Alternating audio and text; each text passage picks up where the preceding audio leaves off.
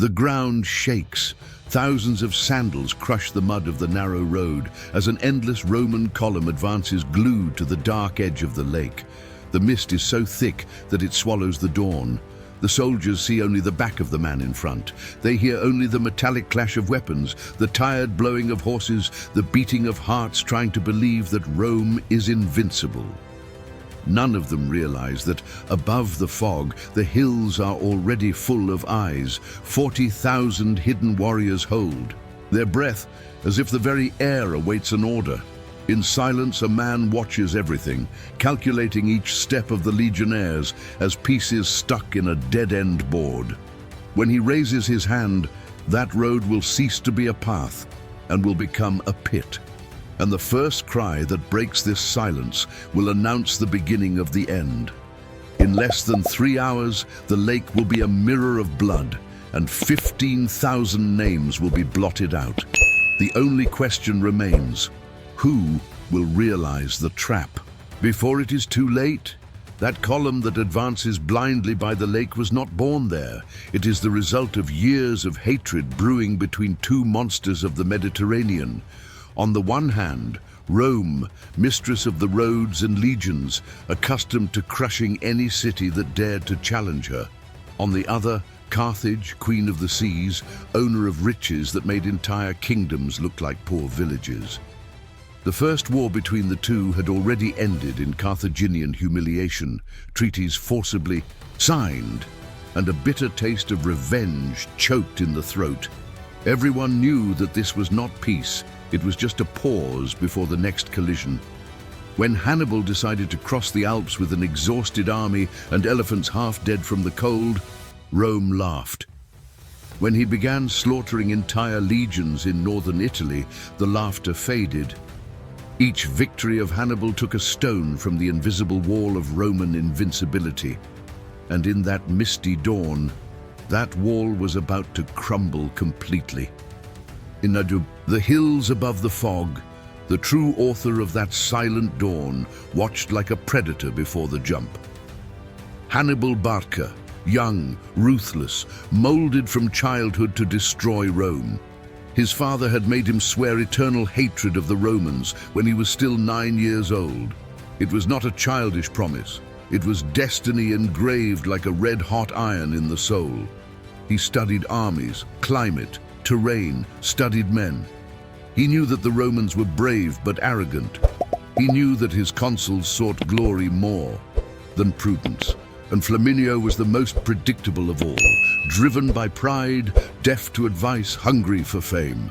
Hannibal had only to wave the fire. Villages burned, crops plundered, citizens fleeing, and Flaminius came running like a provoked bull. Neither of them was there by chance. One sought honor, the other sought destruction. That morning, their fates would lie in the mist, and only one would be remembered as a genius, the other as an eternal warning. The narrow path on the shores of the lake was transformed step by step into a deadly funnel. To the left, the deep water swallowed sound and light. To the right, steep hills disappeared into the mist like living walls. It was the perfect stage for those who knew how to wait, and no one expected it like Hannibal. For days, he positioned his men like shadows, fiery Gauls high on the slopes, Hispanic archers in the center, African infantry controlling the exit, Numidian cavalry ready to cut off any escape route. No fire lit, no unnecessary sound, just breath contained in the darkness. Rome believed it was pursuing a fleeing enemy, when in fact it was walking into the mouth of a patient monster. Flaminius, blinded by pride, did not send scouts, did not study the terrain. He just wanted to achieve glory before anyone else did. The mist of that dawn was the final seal. Invisible, cold, perfect. The attack expected only a gesture. When the first legionnaire stepped into the heart of the gorge, Hannibal knew the door had closed. The mist rendered the vision useless, but the sound betrayed everything. The shuffling of shields, the thud of sandals, the metal brushing against leather. There were 25,000 men advancing like cattle to slaughter, lined up in a line too long to react to any emergency. The vanguard had already entered far ahead. Flaminio was stuck in the center. The rear was exhausted behind. An army divided by its own march. Scouts, none. Recognition, ignored. Precaution, sacrificed in the name of conquest.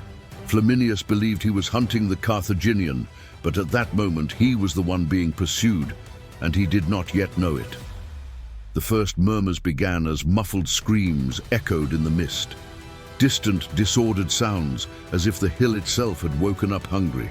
A chill ran down the spine of the legionnaires. Something was wrong. They just didn't know yet that it was too late.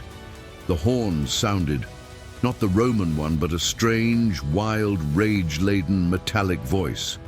It multiplied in the mist, like 100 echoes popping up from all sides at once. The legionnaires spun around, confused, trying to locate the sound amid the white that engulfed the world. Then came the screams. Gauls burst from the hills like a living avalanche, naked torsos painted, eyes alight with ancestral hatred. The longswords shone like lightning in the mist before falling on flesh and blood. The Roman rear was crushed in seconds. There was no time to raise shields.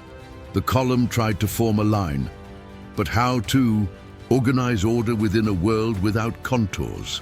The Roman commander shouted orders, but each command died, suffocated in chaos. Balearic stones began to shatter skulls like divine hammers. Arrows descended invisible, and the sound of steel entering the body replaced the singing of birds. The massacre had begun, and there would be no pause. The center of the Roman column tried to resist, but the fog turned the field into a labyrinth. Small groups formed blindly, each believing they were alone in hell. Hispanics came and went like specters, throwing short javelins that pierced throats and tongues before fading into white. From the opposite flank, Africans advanced with long spears, piercing shields without the legionnaires even seeing the attacker. Each blow came from a different place. Each death seemed to be born from the air itself. Some soldiers tried to retreat to the lake, and what they found there was worse than the enemy's iron. Icy water, deep bottom, armor weighing like stones, tied to the body. They sank in silence, with no time to scream. The survivors raised spears, trembling, but their own companions bumped into each other, disorganized, blind, desperate. The world's greatest war machine fell apart in the face of a man who even controlled the weather. In the center of the gorge, Flaminius assembled his best men. 3,000 legionaries forming a compact square, shields intertwined, spears ready to pierce whatever came.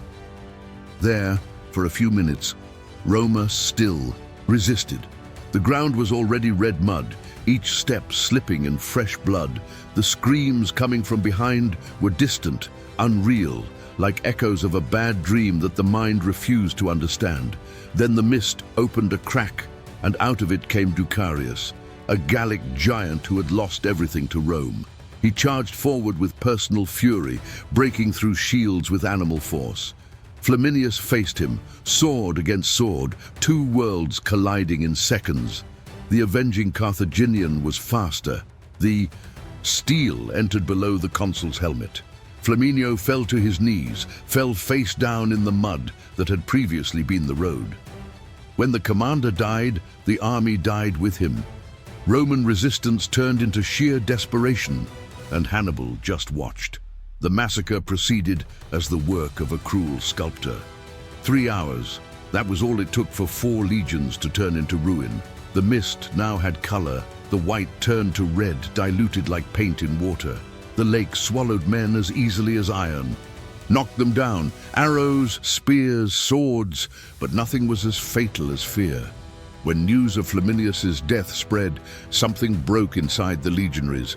Some resisted with desperate courage, others laid down their weapons and fell to their knees waiting for the final blow. 6,000 escaped the initial trap, but were hunted like exhausted deer and surrounded in Tuoro. When they saw Hannibal approaching in person, they handed over their weapons, not out of cowardice, but because they understood the bitter truth. This was no longer a battle. It was execution, and any survival was a miracle, not merit. Rome was bleeding, and the world was witnessing.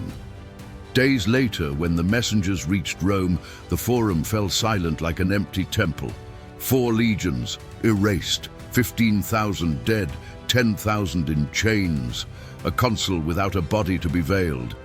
The people, who had previously walked confidently through the squares, now trembled when they heard a single name whispered as a curse: Hannibal. Mothers tore their clothes. Men looked for children who would never return. Veterans recognized in the eyes of survivors something worse than defeat, the trauma of those who saw the impossible happen. Trasimene was not just a military loss. It was the collapse of the Roman certainty of invincibility. There was born the lesson that would change centuries. Power without prudence destroys. Glory without strategy kills. Pride without analysis buries entire nations. Flaminius marched in haste, and Rome paid in blood. Hannibal won, but he did not subdue the Roman soul. He only awakened it.